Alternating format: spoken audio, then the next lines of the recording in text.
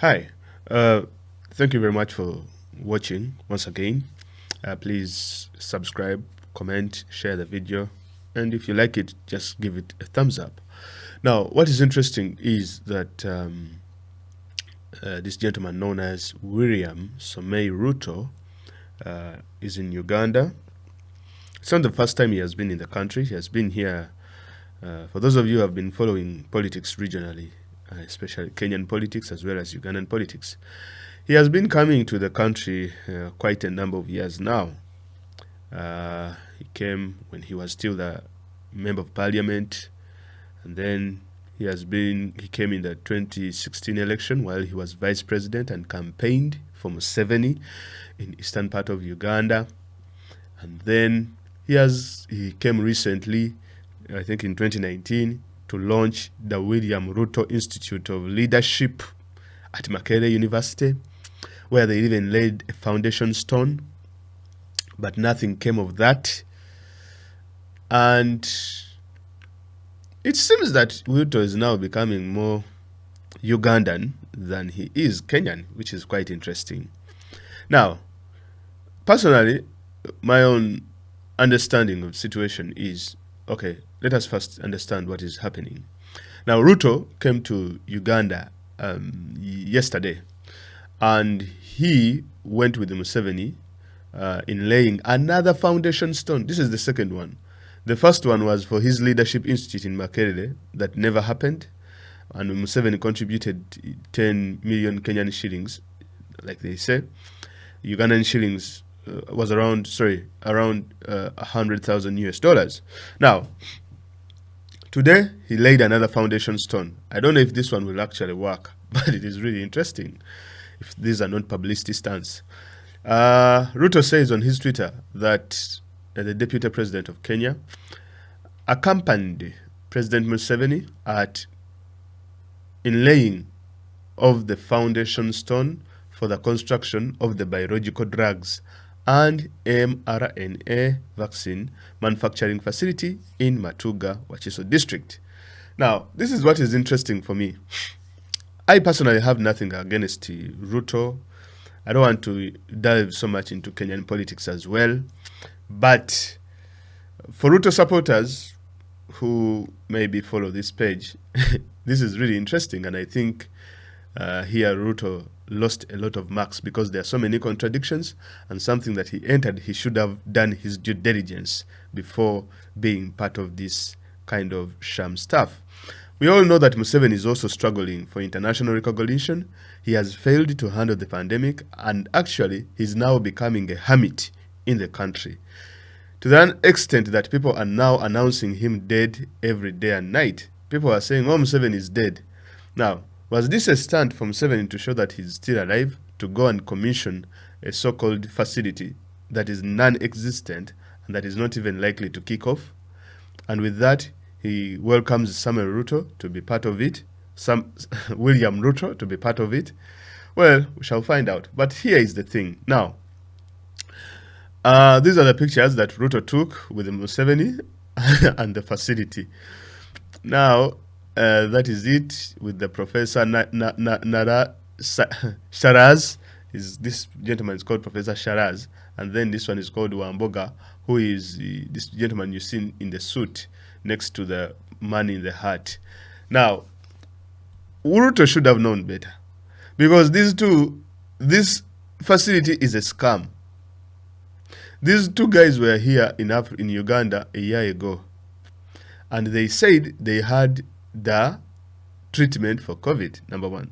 Number two, they also said that they had treatment for other bacteria as well as vaccines. If you look online, you will find these things and you will see there. I'm so surprised that Kenyans would be interested in things like this.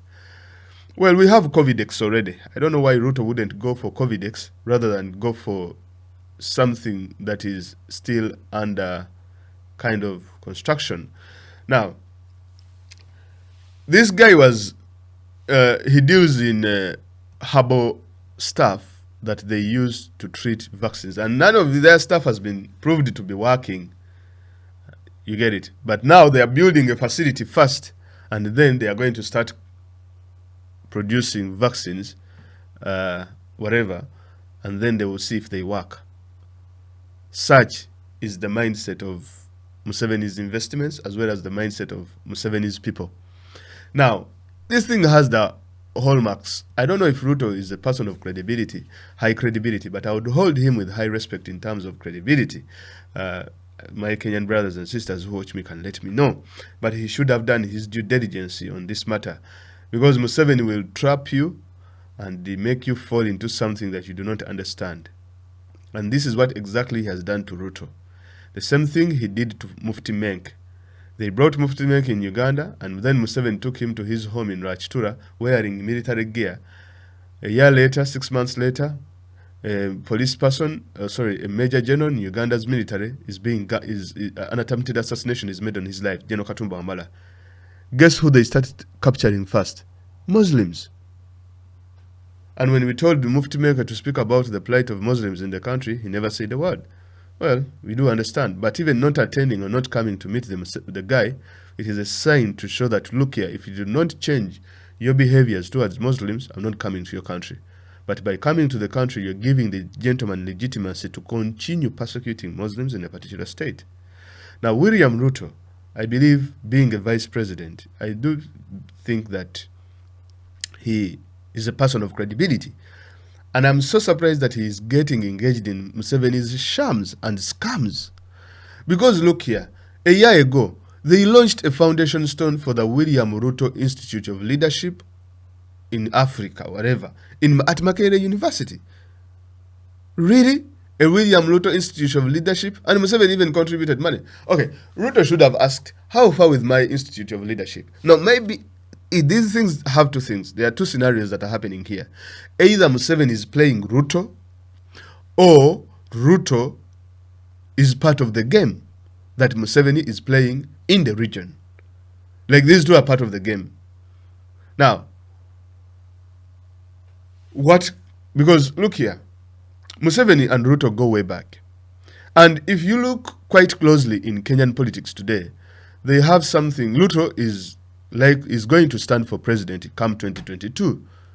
Now, Ruto is likely to stand against Raila Odinga, who is under this sort of agreement with Uhuru Kenyatta known as the BBI project. And for those of you I don't want to go so much into Kenyan politics, but Ruto's message has been more against dynastic rule, whereby we are having these families that dominate Kenyan politics. They are the ones that are always ruling Kenya, from a father to a son, or from one tribe to another. And for that case, we see the Chikuyus and all this kind of stuff. And for the case of Raila Odinga, his father being, having been involved in Kenyan politics for quite long. So Ruto has been against dynastic rule. And he has said, he branded himself as the hustler nation. Now, there is this talk in Kenya that says, we are the hustler nation, that is William Ruto, versus the dynasties, that is the Raila Odingas as well as the Uhuru Kenyatas. For that case, you can even throw in tribes.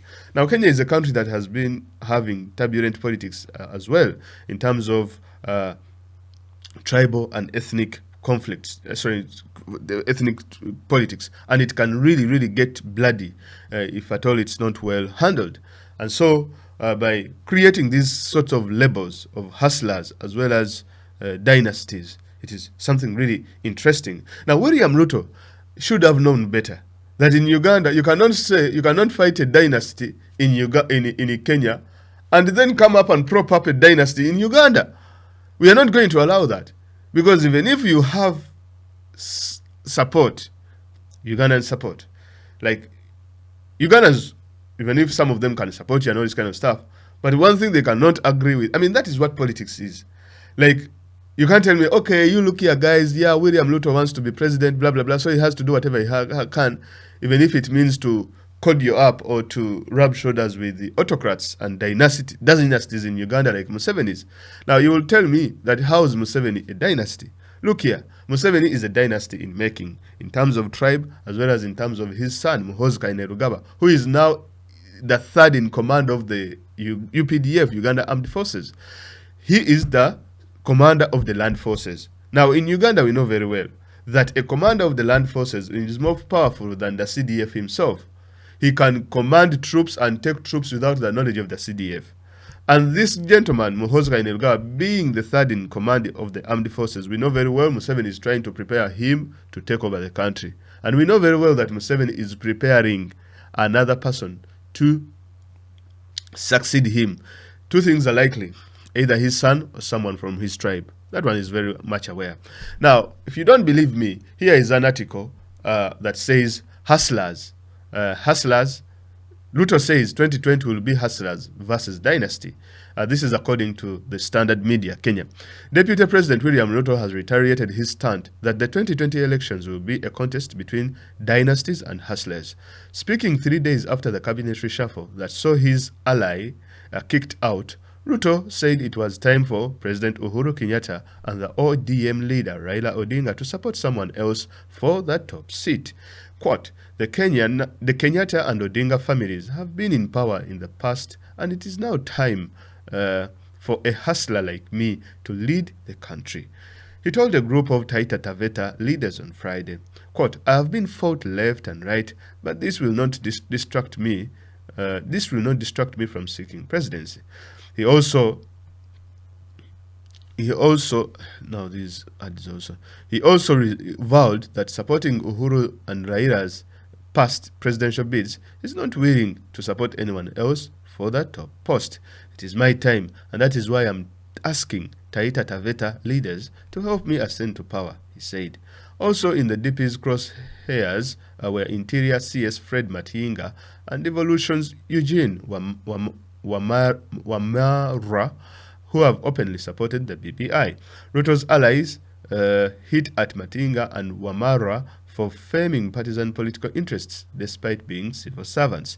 The deputy vice president was attending a forum in Taita Taveta where he told supporters that he will return to seek their support to become Kenya's 5th president.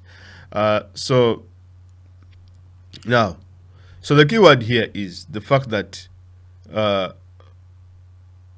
Kenyatta and Odinga families have been in power in the past, and it is now time for the hustler like me to lead this country.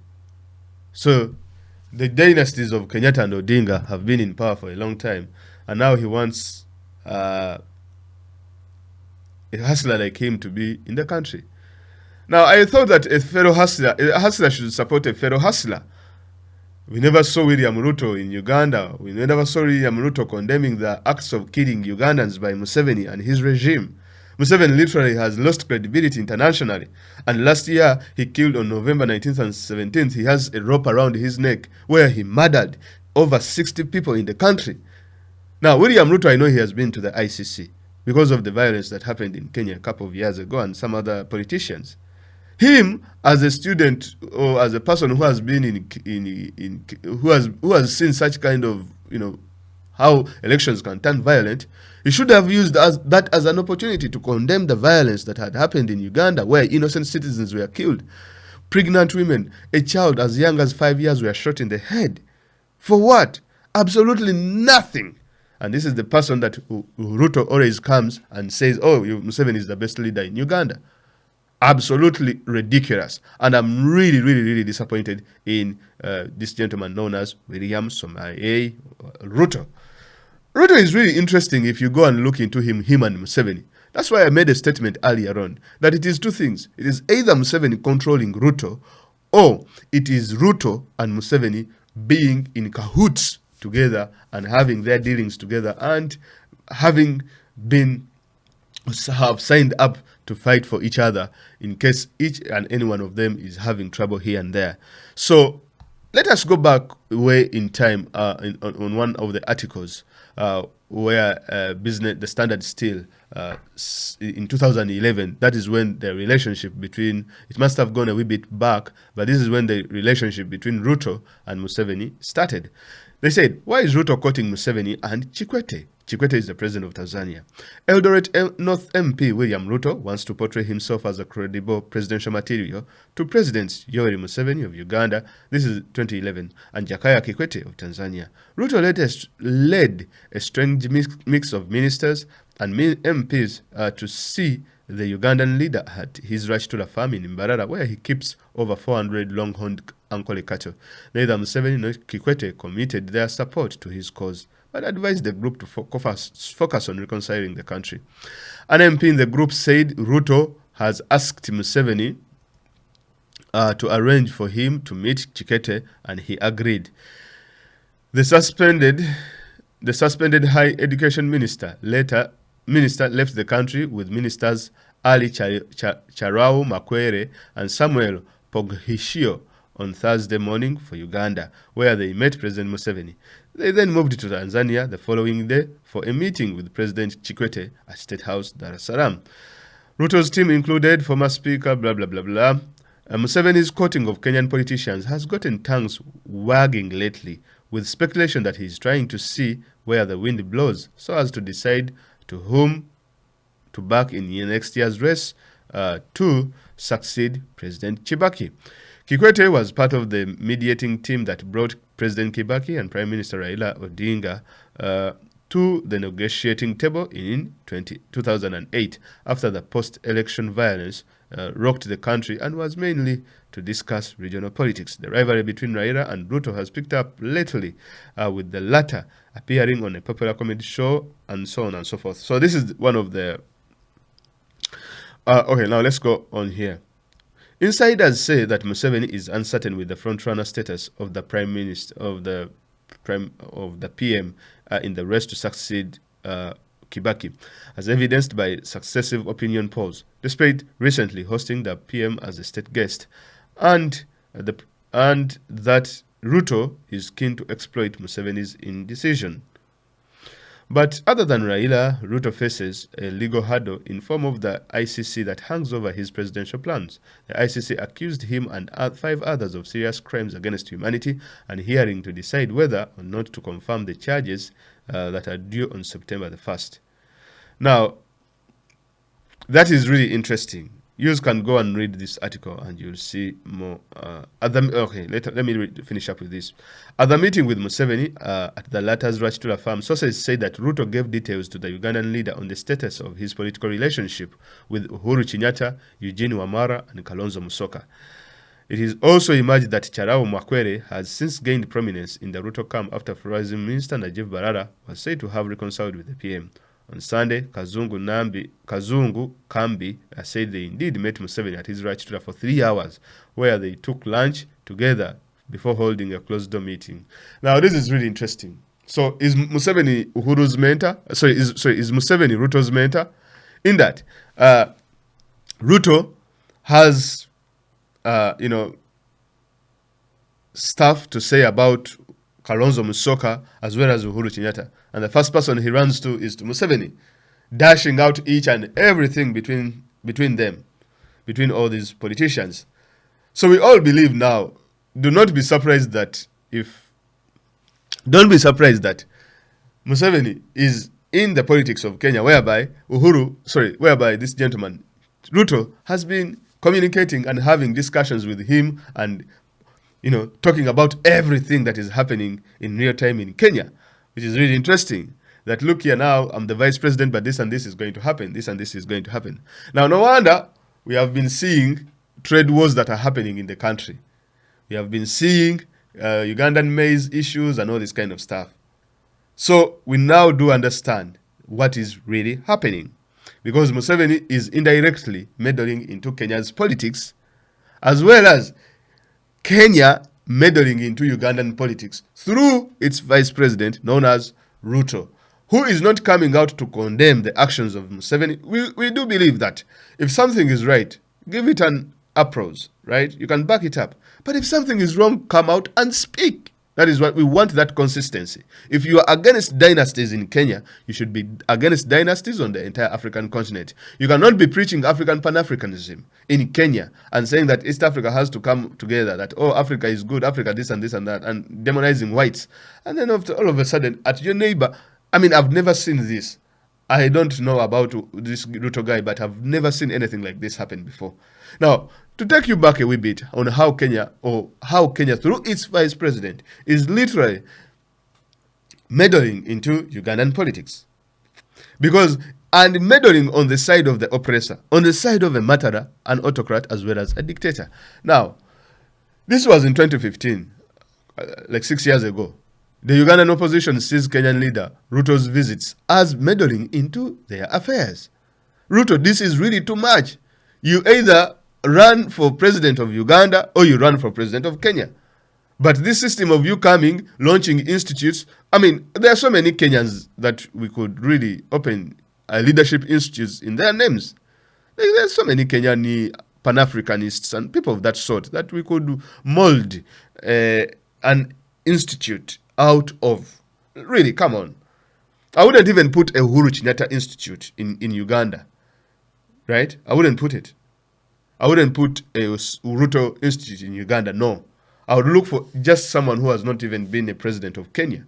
But there are so many Pan-Africans out there and so many people in Kenya that you can look out to that are very exemplary, that have stood their ground, that are really, really so credible. I'm not saying that these two are not credible. They are credible to some extent.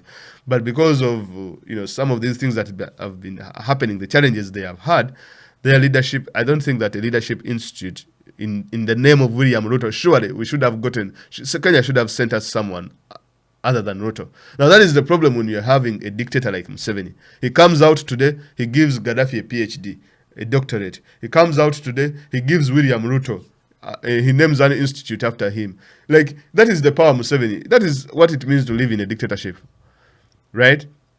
And then he gives him land, that this is in your name. Quite interesting. Okay. Now what we see here is, I'll just go down here.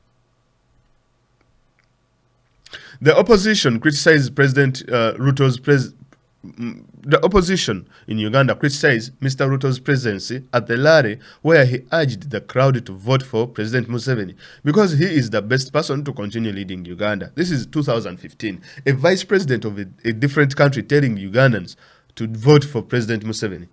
Can you imagine? 2015.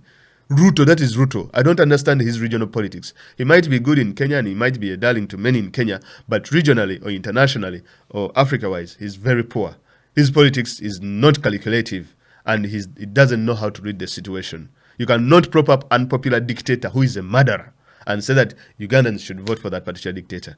And we could have given you a benefit of doubt in 2015, but 6 years down the road, 2021, you launch a sham vaccine facility, and then you still say that Museveni is the best president. Really? Then you have no moral authority to condemn this gentleman, Uhuru Kenyatta, as well as the Raila Odingas, because what you're doing regionally contradicts what you're doing in your country. Now, he is the best person to continue leading Uganda. If, as claimed, Mr. Ruto's visit was official, he should have met President Museveni at his office, they said. Which is really interesting, that Ruto never meets Museveni at the State House in Entebbe. They are always meeting around the country. I don't really understand. It goes against all reason, because why would a foreign leader come to interfere in the internal affairs of our country? Independent presidential candidate Amama Mbabazi was quoted by the Observer asking. Deputy Democratic Party leader Norbert Mao said Mr. Ruto should take up Ugandan citizenship and be appointed as a minister. I am appointed a minister in President Museveni's government if he cannot refrain from making political statements during these repeated official visits. However, Kenya's Cabinet Secretary for Foreign Affairs, Amina Mohamed, told the East African that Ruto visited Uganda in official capacity and denied that Kenya was interfering in internal affairs of Uganda. Mr. Ruto's spokesperson, David Mugonyi, also maintained that this was an official visit, although he differed with Mukula's claim that the core agenda was East African political unity. According to Mr. Mugonyi, the deputy president was in Uganda to discuss 3 issues with President Museveni: the Kapchora Road linking the two countries, the problem of cattle rustling involving various communities in Kenya and Uganda, such as the Sebei, Sabot, Turkana, Kolemajong, Pokot, and to some extent the Toposa of the South Sudan, and the need to preserve the forest around Mount Elgon that cuts across the border. Well, good luck. You think we are stupid? Now, Political realignments. I will end with this. What is interesting, though, is that President Museveni's friendship with the Kenyan leaders has been shifting from one political camp to another. In the past, Museveni appeared to be very close to former President Mwai Kibaki before eventually allying with Raila Odinga.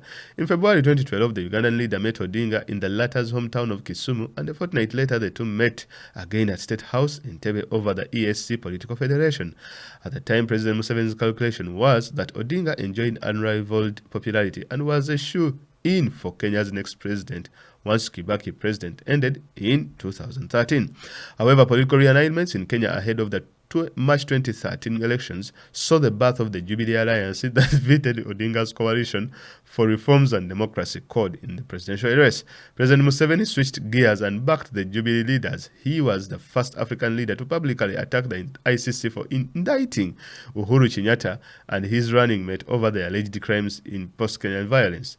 Jubilee Alliance, blah, blah, blah, blah. Now, what is interesting is that, you see, that's where I started. Is Ruto being used, or is Ruto playing the same game with Museveni?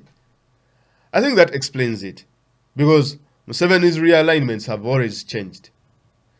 Started with the Raila Odinga, then dropped to Odinga, and then he went with different individuals, went with the Uhuru Kenyatta, then left Uhuru Kenyatta, now he's with Ruto. Why does Museveni need, or why is he meddling, or why is he very interested in Kenyan politics? Because he knows that Kenya is the biggest economy in the region. Kenya is our biggest trading partner in the region. And now he knows that if he has a government in Kenya that is not in his support, or that is not is not backing him, what is likely to happen is the fact that it will hasten his overthrow. Because it will be easy for example, if you have a government that is really not pro-Museveni in Kenya, I don't know, maybe if this gentleman Ruto becomes president, he might switch gears and say, okay, Museveni, now I have to call you out. You get it? I don't understand why Kenyans would even have to come and seek Museveni's approval, because the guy is very unpopular. Anytime is likely to be thrown out. I just don't understand why they seek his approval. Now, what is interesting is that you have seen different Kenyan politicians coming to seek Museveni's approval and all this kind of stuff. So do they need Museveni's support more than Museveni needs their support? He even denied them the pipeline, which is really interesting. Now, as I wind up this episode, we shall be following this story, and Kenya is going to the polls next year in 2022. It is going to be a very interesting election to watch. Depending on who comes in office, it's really going to be very interesting. Because all these things that we are talking about, East African Federation, that is all crap. There's nothing to do with East African Federation. Museveni just needs neighbors who will shield and protect him in case he brings his son to power, in case he continues his dynasty, in case he refuses to leave power and unleashes violence on Ugandans. So he needs people like Ruto, who will still make those statements and say, oh, Museveni is the best leader in East Africa, even after killing 60 or 70 people last year. Thank you very much for listening. If you're watching from Kenya, let me know about Ruto and Museveni's relationship. If you're watching from Uganda, let me know about your views on Ruto's visit to Uganda and all this kind of stuff. For brothers and sisters in Kenya, I think, whereas if you support Ruto, I'm not against his presidential bid, just like I'm not against any presidential bid of Raila or whoever is running. But the inconsistencies that these people have, they really make me question some of their motives in one way or the other, especially when they are propping up and they are having cordial relationships with dictators who have killed their own people. And then you speak about East African Federation. God bless us all. Have a blessed one. Bye.